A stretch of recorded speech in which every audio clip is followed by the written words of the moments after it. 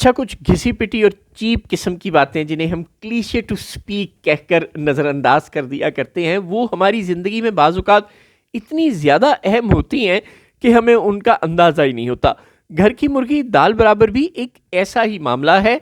आप खुद सोचें, अगर मोहम्मद अली जिन्ना और महात्मा गांधी दीवारों से सर पटक-पटक कर मर भी जाते, तो क्या अंग्रेज़ वाक़ई हिंदुस्तान खाली कर देता? अगर दूसरी जंग अज़ीम में वो बुरी तरह हार ना रहा होता, और अगर अमेरिका के नागासाकी और हिरोशिमा पर हमलों ने दुनिया को बदल कर ना रख दिया होता, और अगर जापानियों की ताकत बंगाल के दरवाजे पर दस्तक ना दे रही होती, वो म्यांमार फतह ना कर चुके होते, और फिर एक और सरप्राइज़ अमेरिका ने 1946 में धमाके करके दे दिया, और अब उन्हें डर लग गया कि पहले जापान से डर रहे थे, अब तो कहीं अमेरिका ही यहाँ ना आ जाए।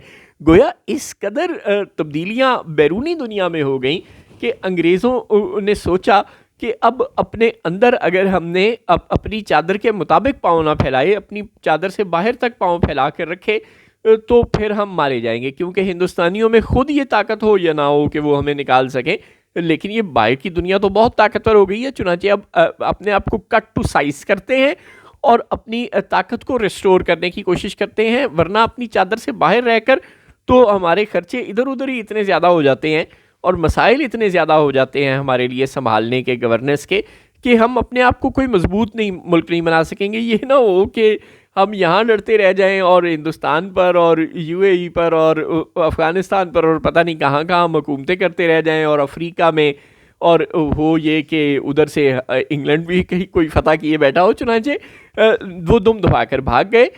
अगर आईएमएफ और वर्ल्ड बैंक और एशियन डेवलपमेंट बैंक और दुनिया के और बहुत से इदारे और यूरोपीय यूनियन ये हम पर पाबंदियाँ ना लगाएं, ये हमें इंसान का बच्चा ना बनाने की कोशिशें ना करें, ये हमें खींच कर ना रखें, ये हमारे लिए इन्वेस्टर फ्रेंडली एनवायरनमेंट पैदा करने पर हमें मजबूर ना करें, ये हमें अपने आप को क्लाइमेट रेजिलिएंट बनाने पर मजबूर ना करें, तो हम अपनी कोई भी हरकत ठीक ना करें। This is unfortunate.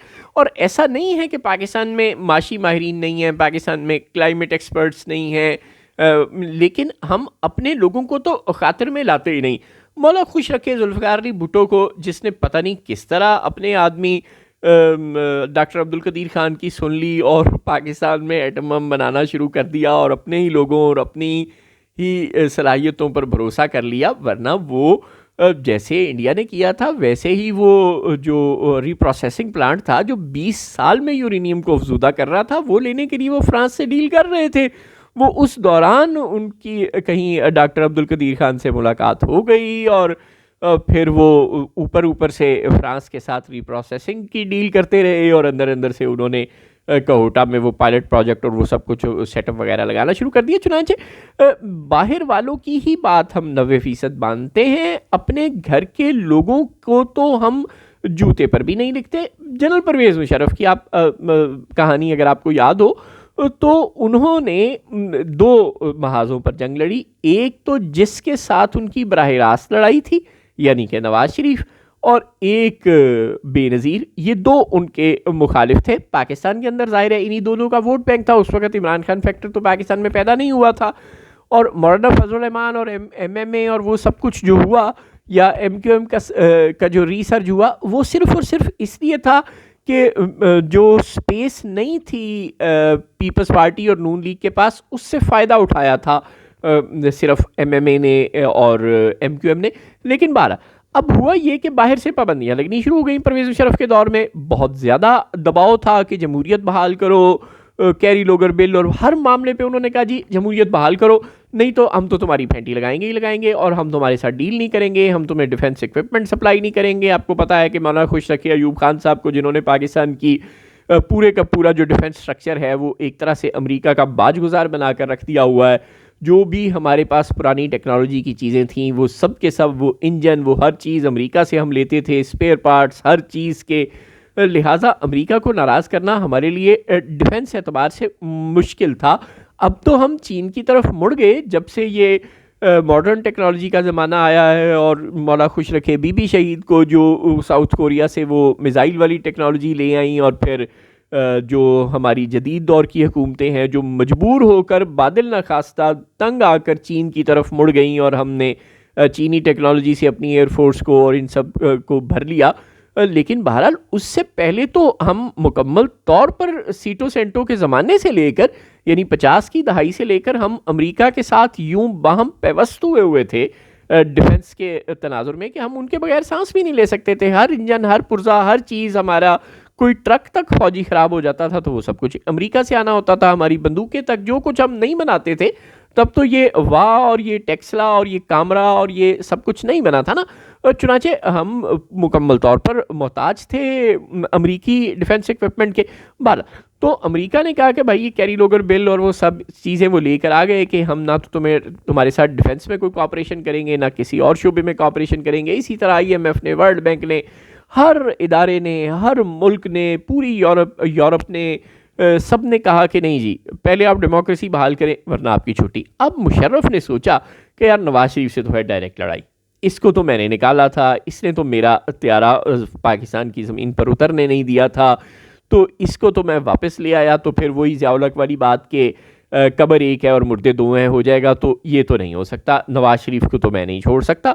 हाँ, फिर ऐसे करता हूँ कि बेनज़ीर को छोड़ देता हूँ। चुनाचे वो बीबी पाकिस्तान चोरी छुपे आती रहीं जहाज़ों पर बैठ के परवेज़ मुशर्रफ के, और खुफिया मुलाकातें, गल्लें बातें होती रहीं। मुशर्रफ भी दुबई जाकर मिलते रहे और यूं बीबी आ गई। जब बीबी आ गई यानी कि उन्होंने खौफ का बुत तोड़ दिया ना, तो फिर मियाँ साहब शेर हो गए। उन्होंने कहा चलो भाई हूँ पीछे पीछे, अब अगर हमने स्पेस खाली छोड़ी, अब जबकि मुल्क में सियासी सरगर्मी शुरू हो गई है तो मैंने खाली जगह छोड़ी, तो पीपल्स पार्टी से जो 85 में पंजाब मैंने छीना था मौला खुश रखे ज़िया-उल-हक की बदौलत, गैर जमाती इंतखाब की बदौलत, और पीपल्स पार्टी की एक गलत हिकमत अमली थी बाइकआउट वाली, जिसकी बदौलत, वरना अगर पीपल्स पार्टी अपने MNAs को उस वक्त आज़ाद उम्मीदवारों के तौर पर खड़ा कर देती, जैसे कि 2024 के इलेक्शन में इमरान खान ने खड़े कर दिए थे, जो कि ज़ाहिर है वो बीबी के तजर्बे ही का नतीजा था, जो कि अब सियासतदानों ने पढ़ ली हुई। वरना आप ये मत समझने लग जाइएगा कि देखा खान को सियासत आती है। बराए मेहरबानी इस तरह के जोम में रहना बंद कर दें। 12 तो वो इमरान खान की पार्टी ने जो 2024 के इलेक्शन में कंटेस्ट किया इतने शदीद जबर के माहौल में, उसकी वजह वही 85 वाला फार्मूला था जो पाकिस्तान के सियासतदानों को अब अजबर हो चुका है कि अगर हमने पॉलिटिकल वैक्यूम छोड़ा तो उसको फिल करने के लिए कोई और आ जाएगा। चुनाचे बीबी शहीद ने 85 के इलेक्शन का बाइकआउट किया और गैर जमाती इंतखाबात में उन्होंने अपने उम्मीदवारों को आज़ाद उम्मीदवार के तौर पर खड़ा नहीं होने दिया, जिसके नतीजे में इस्लामी जमहूरी महाज पंजाब में बरसरे इक़्तिदार आ गया। और फिर नवाज शरीफ के पास एक करिश्मेटिक शख्सियत थी, वो बड़के मारना जानते थे, और पंजाब के अवाम को सिवाय सुल्तान राई और बड़कों के कुछ पसंद नहीं। अकल से, दानाई से, फरासत से, तदब्बुर से, बहुत माजरत के साथ आपका भाई भी पंजाबी है लेकिन मजबूरी, तो पंजाबी और सिंधी या गुलामी कर सकते हैं या चमचागिरी कर सकते हैं, और या ज़्यादा से ज़्यादा पंजाबी हैं आप तो आप बड़कों पर यकीन कर सकते हैं, और सिंधी हैं आप तो आप सूफीज़म पर और धमाल डालने पर यकीन कर सकते हैं। अल्लाह अल्लाह खैर सल्ला। अगर आप बलोच हैं, अगर आप पठान हैं, अगर आप बंगाली हैं तो ही आप रेजिस्टेंस कर सकते हैं। और चूंकि हम नहीं हैं, इस वक्त पाकिस्तान की अक्सरियत पंजाबियों और सिंधियों पर मुश्तमिल है, बलोचों, पठानों और बंगालियों पर नहीं है, लिहाजा अब रेजिस्टेंस नहीं है। 12 तो बात कहीं इधर उधर चली जाती है। बात सिर्फ इतनी सी थी कि जब नवाज शरीफ ने देखा कि बीबी शहीद तो पाकिस्तान आ गई हैं और पीपल्स पार्टी तो कराची से लेकर लाहौर तक और पेशावर से लेकर कोयटा तक अपनी बहादुरी के और अपनी सियासत के झंडे गाड़ रही हैं, बल्कि बीबी ने तो ये किया कि यानी 101 धमकियां भी उस औरत को मिल जाती थी तो वो डरने का लाभ नहीं लेती थी। वो कोयटा चली गई, उसको बड़ा समझाया, अच्छा आपने कराची से बाहर नहीं निकलना, ये देखे कारसाज में क्या हो गया, आपने लाहौर से बाहर नहीं निकलना, आपने पंजाब से बाहर नहीं निकलना, अच्छा चलें खैबर पंजाब पेशावर जाने से भी आवाज़ नहीं आ रही, तो अब ऐसे करें कि बलूचिस्तान की तरफ तो सोचना भी नहीं वरना हम मारेंगे। उन्होंने कहा परे हो जाओ, और वो कोयटा में ना सिर्फ जलसे करने चली गई बल्कि उन्होंने कहा ज़रा मैंने कोयटा के बाज़ारों में जाना है। लोग पागलों की तरह देखते रह गए। उन्होंने खामोशी से कोयटा के बाज़ारों के राउंड लगाने शुरू कर दिए। कोयटा के बाज़ारों में वो घूमी फिरी, वहाँ उन्होंने फ्रूट ख़रीदे, अपने जियालों को खिलाए और ख़ुद भी खाए, फ्रूट वालों से, सब्ज़ी वालों से गपशप लगाई।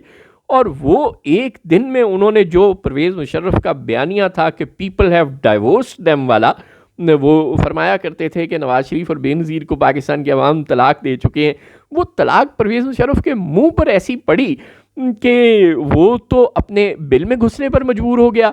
और नतीजा ये था कि नवाज शरीफ को समझ आ गई कि अब यही टाइम है। अपॉर्चुनिस्ट तो माशाल्लाह मौला खुश रखे बहुत बड़े हैं मियाँ साहब 12, तो वो दस्ती पाकिस्तान आ गए। बैन ही इस वक्त ये सारा पस मंज़र था जो अब तक आपका भाई हर्जा सराई कर रहा था, ये सारा पस मंज़र था। अब कहानी ये है कि इमरान खान और फ़ौज की बराह रास्त लड़ाई थी, लिहाजा इमरान खान के लोग जब जहां बाहर निकलते हैं फेंटी खा के दोबारा अंदर चले जाते हैं। और ये अब तो ये जो कुछ टीएलपी के साथ हुआ है, हुआ तो टीएलपी के साथ है, 24 बंदे तो टीएलपी के शहीद हुए हैं, लेकिन असल में इमरान खान और तहरीक इंसाफ के लिए एक स्ट्रॉन्ग मैसेज था फॉर नवंबर, क्योंकि नवंबर में आपको पता है ये सब कुछ हो रहा है जो 28-29 को होना है। तो इसलिए ये मैसेज था कि बाहर नहीं निकलना वरना फेंटी लगेगी, इससे भी ज़्यादा पड़ेगी। हमने 26 नवंबर 2024 को मारे थे 12 बंदे इस्लामाबाद की सड़कों पर, और हमने मुरीद के की सड़कों पर सितंबर 2025 में मार दिए हैं 24 बंदे।